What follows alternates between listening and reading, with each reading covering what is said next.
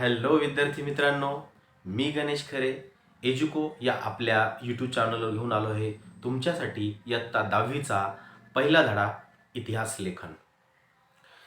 तर मुळात हा जो धडा आहे किंवा या वर्षीचा जो इतिहास आहे, आपण काय करूयात, पहिल्यांदा आपण विचार करूयात की नेमकं आत्तापर्यंत तुम्ही कोणकोणता इतिहास शिकत शिकत आलेला आहात. तर बघा, तुम्ही तिसरीला शिकला आहात अश्मयुगाचा इतिहास, बरोबर. त्यानंतर चौथीला शिकला आहात छत्रपती शिवाजी महाराजांचा इतिहास. पाचवीला शिकलेला आहात भारतीय स्वातंत्र्याचा इतिहास. सहावीला शिकला आहात मध्ययुगीन भारताचा इतिहास. त्यानंतर सातवीला शिकलेला आहात पुन्हा एकदा शिवाजी महाराजांचा इतिहास आणि इंग्रजांचा इतिहास, म्हणजेच आधुनिक भारताचा पार्टली आहे इंग्रजांचा इतिहास आणि पार्टली जो आहे तो शिवाजी महाराजांचा इतिहास आहे. त्यानंतर पुन्हा आपण आठवीला आलो. आठवीला आल्यानंतर पुन्हा आपल्याला आधुनिक भारताचा इतिहास म्हणजे स्वातंत्र्य चळवळीचा इतिहास आपण अभ्यासला. त्यानंतर आपण नववीला आलो. नववीला आल्यानंतर 1960 नंतर ते जवळपास 2010 पर्यंतचा इतिहास आपण बघितलेला आहे इयत्ता 9वी पर्यंत. परंतु या सगळ्या इतिहासाचा म्हणजे अगदी तिसरीच्या इतिहासापासून तर 9वीच्या इतिहासापर्यंत आपण त्या त्या काळातले ते घटना प्रसंग अनुभवले. परंतु यावर्षीचा इतिहास जरा वेगळा आहे.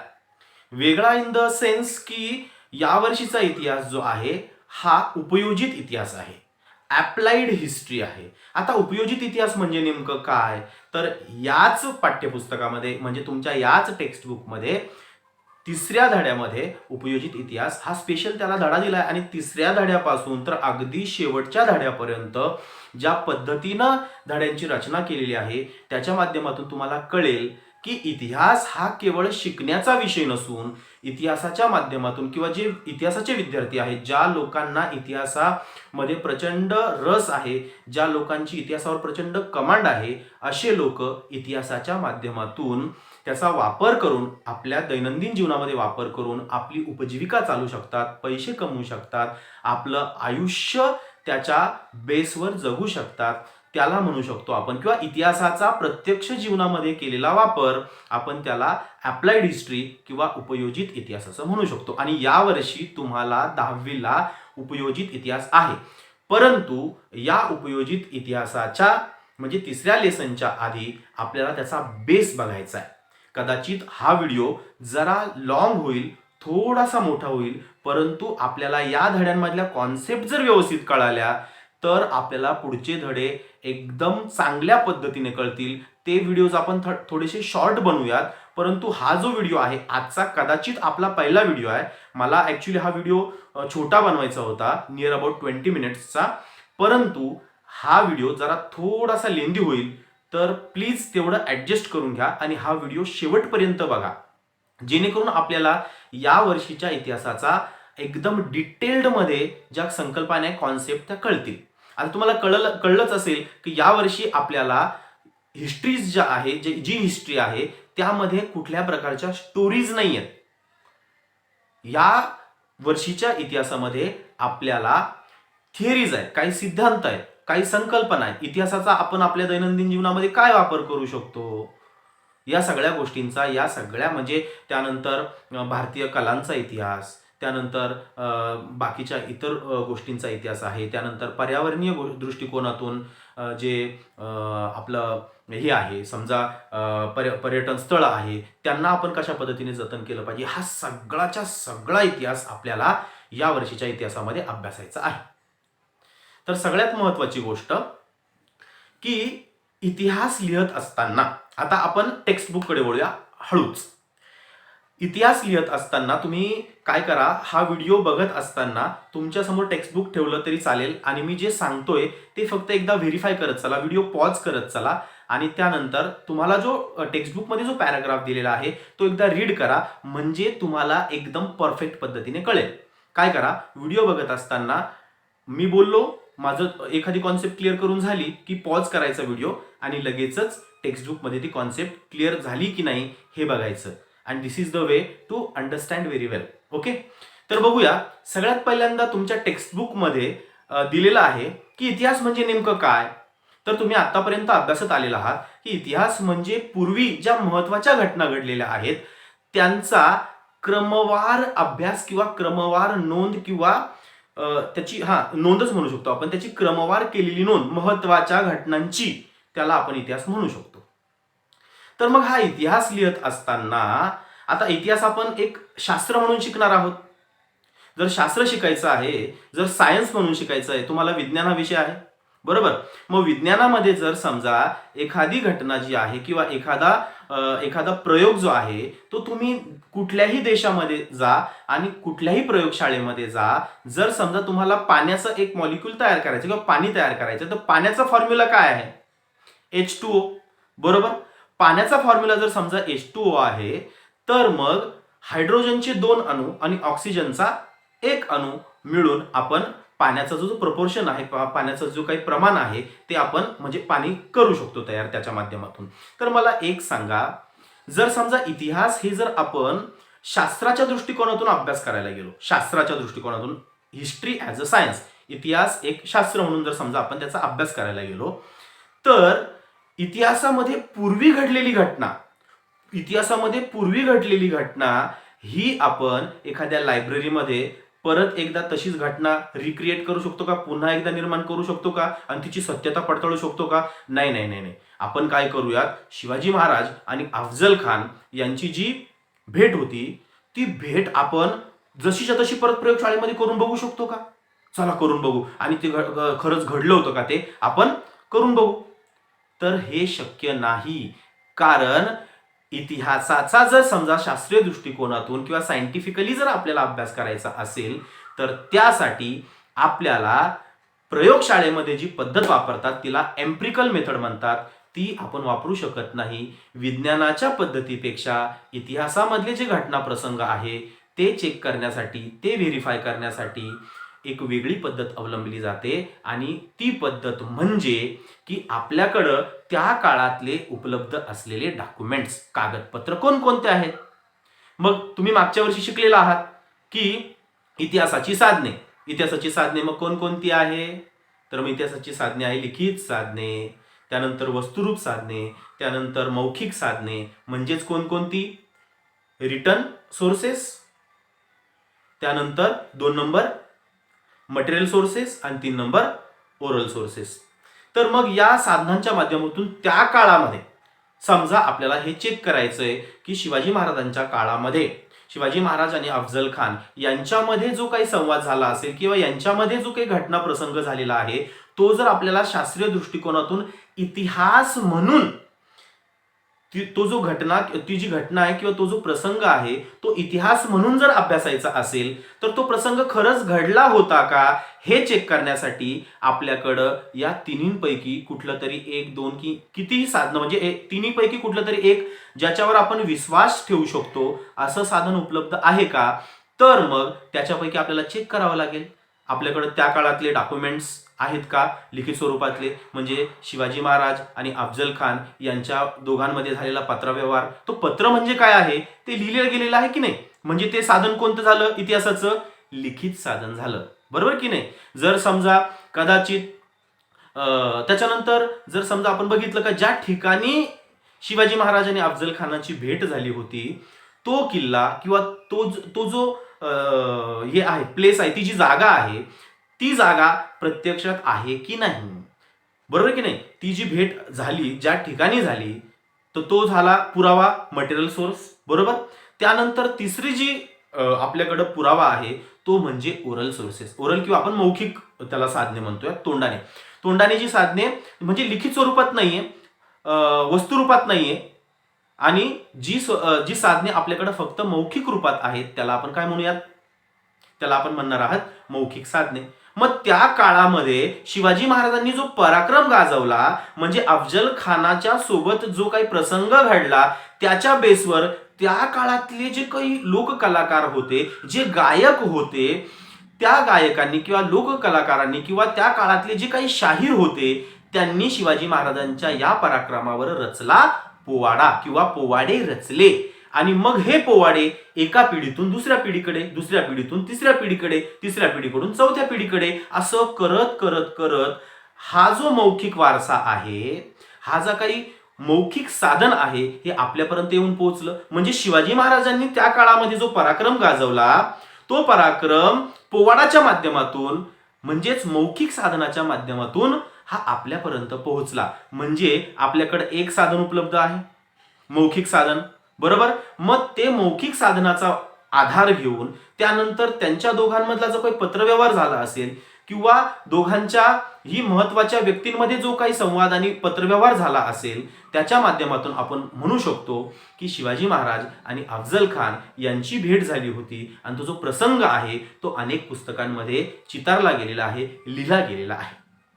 म्हणजे एक लक्षात घ्या की तुमच्या पुस्तकाच्या सुरुवातीला, धड्याच्या सुरुवातीलाच हे दिलेलं आहे की विज्ञानाची एखादी घटना प्रसंग चेक करण्याची पद्धत वेगळी आहे आणि इतिहासाची एखादी घटना प्रसंग चेक करण्याची पद्धत ही अत्यंत वेगळी आहे. म्हणजे प्रयोगशाळेमध्ये जाऊन तुम्ही एखादा प्रयोग करून आणि एखाद्या गोष्टीची सिद्धता देऊ शकता, ती प्रूव्ह करू शकता, तसं इतिहासामध्ये नाही. तर इतिहासामध्ये एखादी गोष्ट सिद्ध करायची असेल तर आपल्याकडे असावी लागतात साधने.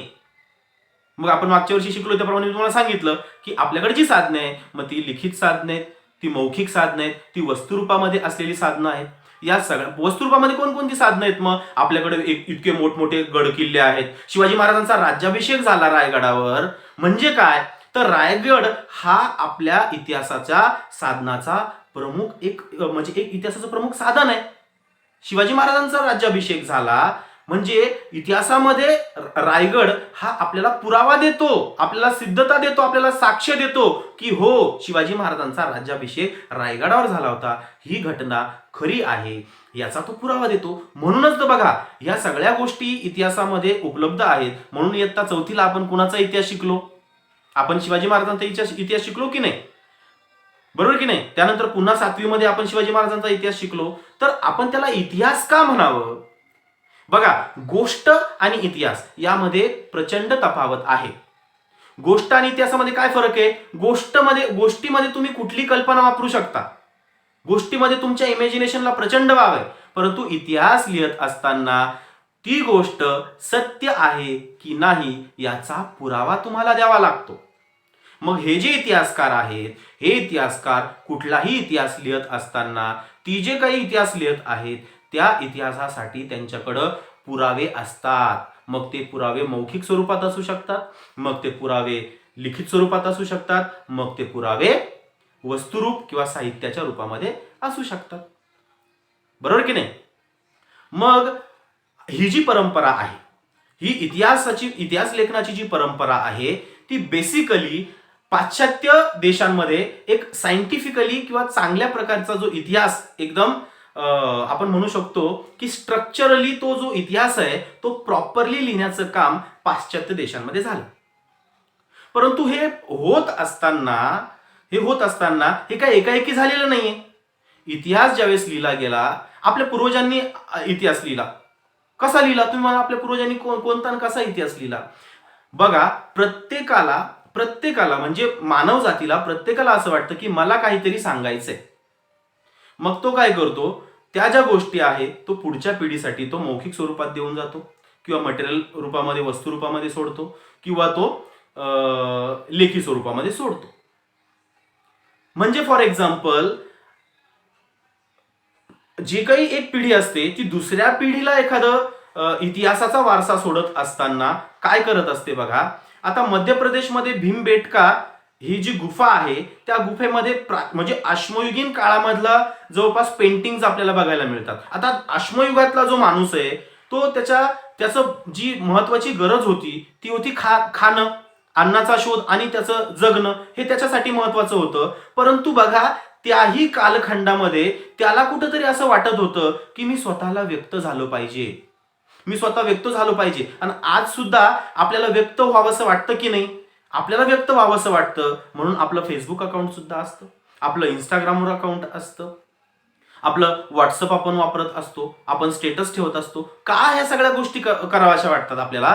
कारण माणसाचा मूळ स्वभाव आहे की मला काहीतरी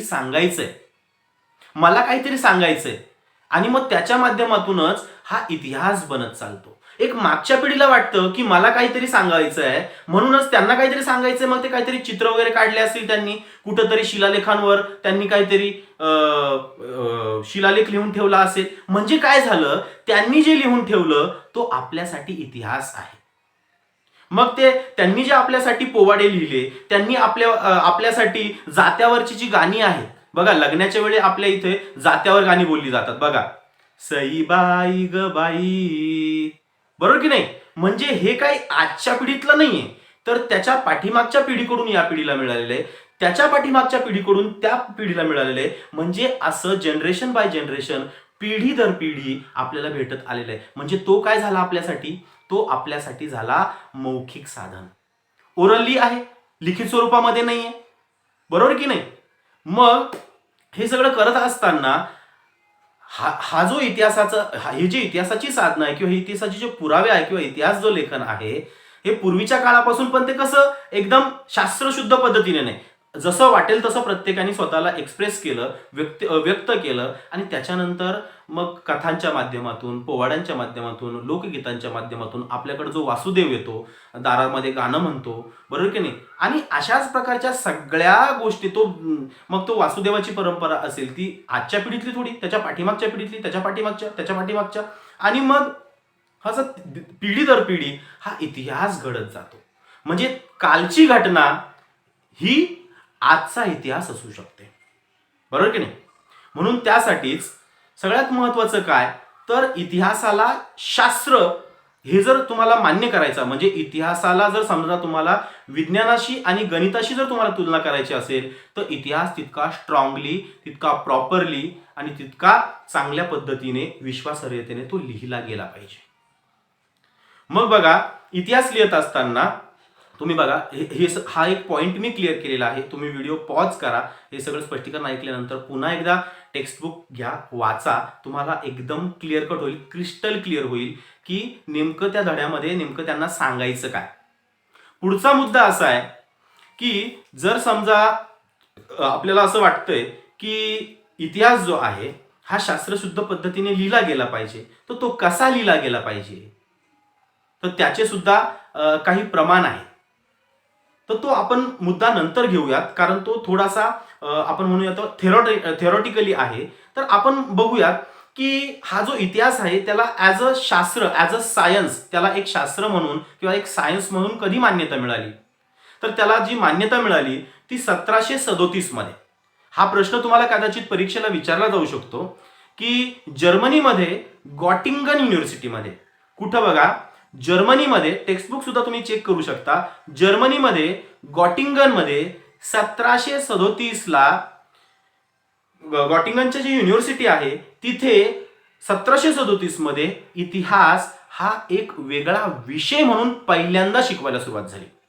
नाहीतर त्याच्या अगोदर इतिहास हा तत्वज्ञानाचा भाग होता, तो फिलॉसॉफीमध्ये किंवा कुठल्या तरी दुसऱ्याच एका विषयामध्ये समाविष्ट केलेला होता. परंतु इतिहासाला एक सेपरेट विषय, इतिहासाला एक सेपरेट शास्त्र म्हणून जी मान्यता मिळाली किंवा शिकवायला सुरुवात झाली ती जर्मनीमध्ये गॉटिंगन युनिव्हर्सिटीमध्ये 1737 ला. आणि त्यानंतर मग त्या गॉटिंगन युनिव्हर्सिटी वाल्यांचंच बघून जर्मनीमध्ये इतर लोकांनी तो इतिहास विषय हा एक सेपरेट विषय म्हणून शिकवायला सुरुवात केली, बरोबर. तर मग त्याच्यानंतर आपण बघूयात की हा जो इतिहास आहे तो जो शास्त्रशुद्ध पद्धतीने कशा पद्धतीनं लिहायला सुरुवात केली, कुणी सुरुवात केली आणि कुणी सांगितलं की इतिहास लिहिण्यासाठी हे नियम वापरले पाहिजे, इतिहास लिहिण्यासाठी ते नियम वापरले पाहिजे. कारण इतिहास लिहिण्यासाठी किंवा इतिहास कसा लिहावा यासाठी स्पेशल पुस्तक नाहीये.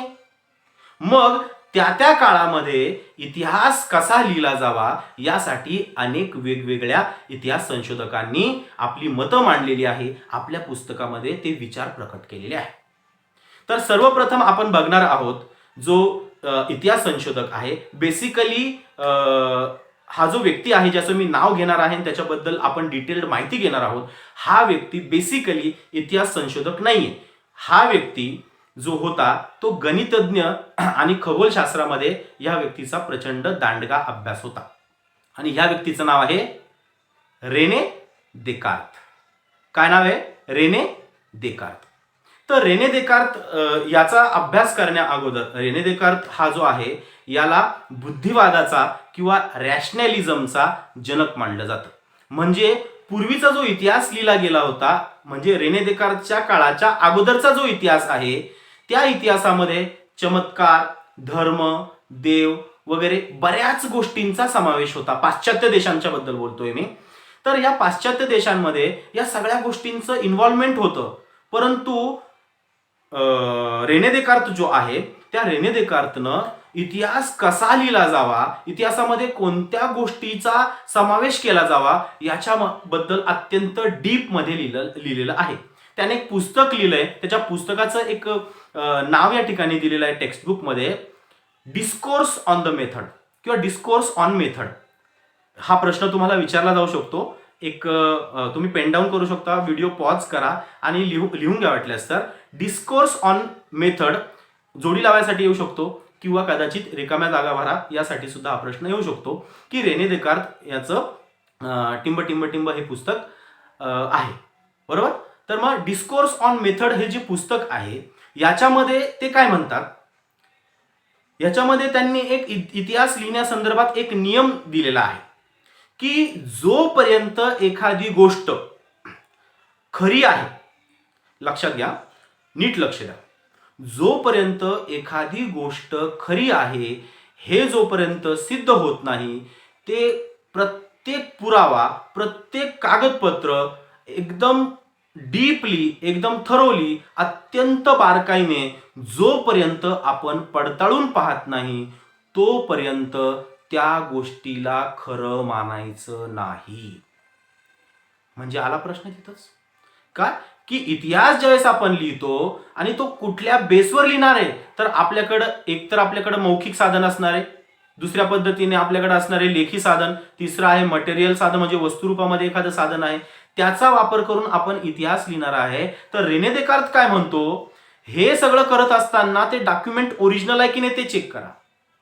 जोपर्यंत तुमच्या मनातला डाऊट क्लिअर होत नाही, जोपर्यंत ती गोष्ट सत्य आहे हे कळत नाही, तोपर्यंत त्या गोष्टीचा स्वीकार करायचा नाही. तर रेने देकार्त जो आहे याच्याबद्दल आपण थोडंसं बेसिक त्याची स्टोरी जाणून घेऊया. थोडंसं मी तुम्हाला जसं सांगितलं की इतिहासामध्ये जे काही इतिहास संशोधक आहेत, जे इतिहासकार आहेत किंवा ज्यांनी हे पुस्तकं वगैरे लिहिली आहेत, यांचे काही किस्से आहेत. तर जो रेने देकार्त आहे, हा रेने देकार्त लहानपणापासूनच त्याला एक आजार होता. म्हणजे त्याच्या आईलाच क्षयरोग होता आणि त्याच्या आईमुळं याला तो क्षयरोग झालेला होता. आणि माझ्या मते आणि लहानपणापासूनच तो अत्यंत अशक्त होता. त्यामुळं आणि वडील त्याचे वकील होते आणि श्रीमंत होते, गडगंज संपत्ती होती त्यांच्याकडे. आणि मग होतं काय की याला लहानपणापासूनच क्षयरोग, अशक्त आणि शाळेत जाऊ शकत नव्हता. तर मग शिक्षकाने त्याला एक सवलत दिली की बाबा एक काम कर, बिछाण्यावरच झोपायचं आणि लेट आला तरी चालेल आणि बिछाण्यावर बसूनच तू अभ्यास करायचा, वाचन करायचं. आणि मग ही जी सवय आहे, ही सवयी त्याला पुढे जाऊन खूप त्रासदायक झाली. कारण लेट उठणं, सकाळी आरामशीर त्याचं काम त्याच्या पद्धतीने करणं, आणि त्याच्यानंतर मग सगळं त्याला मग 8व्या वर्षी तो शाळेत जायला लागला. आणि 8व्या वर्षी शाळेत जायला लागल्यानंतर तिथं त्याने गणित आणि खगोलशास्त्राचा अभ्यास केला. परंतु त्या वातावरणामध्ये त्याला जुगार खेळायचा नाद लागला, त्याला दारू प्यायचा नाद लागला. पण लवकरच त्याने हे सगळं व्यसन जे आहे ते सोडलं. परंतु हे सगळं करत असताना त्याला तो तत्वज्ञानामध्ये, म्हणजे त्या काळात सुद्धा आणि आजच्या काळामध्ये सुद्धा रेने देकार्त हे नाव अत्यंत अदबीनं, अत्यंत सन्मानानं इतिहासाच्या क्षेत्रामध्ये, तत्वज्ञानाच्या क्षेत्रामध्ये म्हणजे फिलॉसॉफीमध्ये, त्यानंतर गणितामध्ये, मॅथ्समध्ये अत्यंत अदबीनं, अत्यंत सन्मानानं घेतलं जातं. विचार करा त्या व्यक्तीची बुद्धिमत्ता किती असेल. जो व्यक्ती तुमच्या इतिहासाच्या पुस्तकाच्या पहिल्या धड्याच्या पहिल्या पानावर येतो त्याची बुद्धिमत्ता काय असेल. मग त्याचं फिलॉसॉफीवर, तत्वज्ञानावर इतकं प्रभुत्व होतं. आणि त्यानंतर मग झालं असं की स्वीडनची जी राणी होती क्रिस्टिना, त्या क्रिस्टिनाने काय सांगितलं की रेने देकार्त, तुझं फिलॉसॉफीवर, तुझं तत्वज्ञानावर प्रचंड प्रभुत्व आहे. तू एक काम कर, तू मला तत्वज्ञानविषयी शिकवण्यासाठी येऊन जा ना इकडे. आता राणीचा आदेश म्हटल्यानंतर रेने देकार्त म्हणजे नाही म्हणू शकत नव्हता आणि ही अत्यंत सन्मानाची गोष्ट की राणीला मी शिकवायला जाणार आहे. तर मग तिथं गेला तो. गेल्यानंतर तिथं मोठा प्रॉब्लेम झाला. काय प्रॉब्लेम झाला?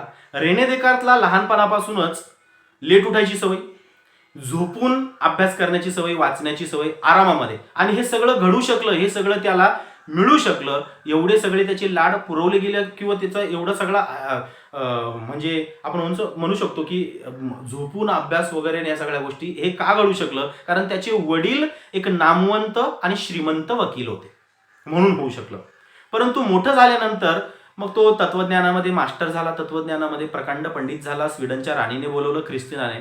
हा तिकडे गेला, परंतु तिकडे गेल्यानंतर त्याला कळालं की राणीला मला पहाटे 5 वाजता शिकवायचं. पहाटे 5ला. ज्या रेने देकार्तला झोपेतून लेट उठण्याची सवयी, त्याला जर राणीला पहाटे 5ला शिकवायला जायचंय तर विचार करा त्याला उठावं किती वाजता लागणार आहे. तुम्हाला जर शाळेत जायचंय तर तुमचा शाळेचा टाइम जर समजा सकाळी 7चा असेल किंवा तुमचा शाळेत जायचा टाइम सकाळी 11चा किंवा 12चा असेल, तर तुम्ही 11ला किंवा 12लाच उठता का? तयारी करण्यासाठी ऍटलिस्ट तुम्ही 1 तास आधी किंवा 1.5-2 तास आधी, घरामध्ये जास्त मेंबर असेल तर 2 तास आधी उठतात. तसंच त्याला जर राणीला पहाटे 5ला शिकवायला जायचंय तर विचार करा त्याला किती वाजता उठावं लागेल. आणि पाश्चात्य देशांमध्ये तुम्हाला माहिती आहे थंडी प्रचंड, पहाटे त्यातल्या त्यात पहाटे उठायचं. मग हा रेने देकार्त पर्याय नव्हता, राणीचा आदेश, तिला फिलॉसॉफी शिकायची रेने देकार्तकडनंच. मग तो लवकर उठायचा आणि लवकर उठल्यामुळं तिथल्या थंडीचा त्याच्यावर परिणाम झाला. मग त्याला सर्दी, खोकला आणि लवकरच त्याला निमोनिया झाला आणि त्यानंतर रेने देकार्तचं त्या आजाराने मृत्यू झाला. म्हणजे बघा ही त्याची बॅकग्राऊंड स्टोरी आहे. परंतु त्याने इतिहासामध्ये जे डिस्कोर्स ऑन द मेथड हे जे पुस्तक लिहिलंय, discourse on the method by Rene Descartes, Rene देकार्तने जे पुस्तक लिहिलंय डिस्कोर्स ऑन द मेथड, हे जे पुस्तक लिहिलंय त्या पुस्तकामध्ये त्याने इतिहासासंदर्भात एक आपल्याला गोष्ट सांगून गेलाय बाबा की जोपर्यंत एखादी गोष्ट सिद्ध होत नाही ते कागदपत्र, जो पुरावा जो आहे, कुठलाही पुरावा असेल, मग तो कुठल्याही स्वरूपात असो, मौखिक असो, लिखित असो किंवा वस्तुरूपात असो, जोपर्यंत त्याची सत्यता सिद्ध होत नाही तोपर्यंत काय करायचं नाही, तोपर्यंत ती गोष्ट खरी आहे हे मान्य करायचं नाही. ओके, इथपर्यंत आपल्याला रेने देकार्त कळाला. आता पाश्चिमात्य देशांमध्ये, आता हा जो रेने देकार्त आहे हा सुद्धा फ्रान्समधलाच, आणि दुसरा जो आपण बघणार आहोत जो महत्वाचा व्यक्ती आहे तो व्यक्ती सुद्धा जो आहे तो आहे फ्रान्समधलाच, आणि त्याचं नाव आहे व्हॉल्टेअर. त्याचं काय नाव आहे? व्हॉल्टेअर. पहिल्यांदा आपण व्हॉल्टेअरचं जरा बॅकग्राऊंड बघून घेऊ. आणि या संपूर्ण जगामध्ये किंवा जगातल्या बऱ्याच देशांनी स्वातंत्र्याची प्रेरणा ज्या देशाकडनं घेतली तो देश म्हणजे फ्रान्स. आणि या फ्रान्सच्या लोकांमध्ये स्वातंत्र्याची जी चेतना आहे, स्वातंत्र्याबद्दल किंवा देशभक्तीची जी भावना आहे ती जाग करण्याचं काम ज्या प्रमुख लोकांना जातं, जे क्रेडिट प्रमुख लोकांना जातं, त्याच्यामध्ये राऊसो, अर्थात आपण त्याला रुसो म्हणतो, तो रुसो किंवा राऊसो, आणि त्यानंतर व्हॉल्टेअर आणि बाकीचे इतर बरेच आहेत, यांना जातं. पण त्याच्यामध्ये व्हॉल्टेअर आपण याच्यामध्ये महत्वाचं आपण व्हॉल्टेअर बद्दल बघणार आहोत की व्हॉल्टेअरचं काय म्हणणं आहे. मी व्हॉल्टेअरचं पहिल्यांदा बॅकग्राऊंड सांगणार होतो की व्हॉल्टेअर जो आहे तो लहानपणापासूनच अत्यंत हुशार आणि कमी वयामध्ये नोकरीला लागला. त्याने म्हणजे बेसिकली हा इतिहासकार नाही, हा एक नाटककार, म्हणजे नाटककार म्हणणार नाटक लिहिणारा. ओके, त्याला आपण प्ले राईट म्हणतो, प्ले राईट. तर हा नाटककार याने सोफोक्लसचं इडिपस नावाचं नाटक जे आहे ते फ्रान्समधल्या थिएटरमध्ये परफॉर्म केलं, इडिपस नावाचं. आणि फ्रान्समधल्या त्या थिएटरमध्ये याच्यापूर्वी जे रेकॉर्ड होते ऑडियन्सचे ते सगळे रेकॉर्ड ब्रेक केले. कुठल्या नाटकाने? इडिपस. त्यानंतर त्याने रिव्होल्युशन नावाचं बुक लिहिलंय. त्यानंतर त्याने कॅन्डिडा नावाचं, कॅन्डिडा तर हे प्रचंड तत्वज्ञानाने भरलेलं पुस्तक आहे.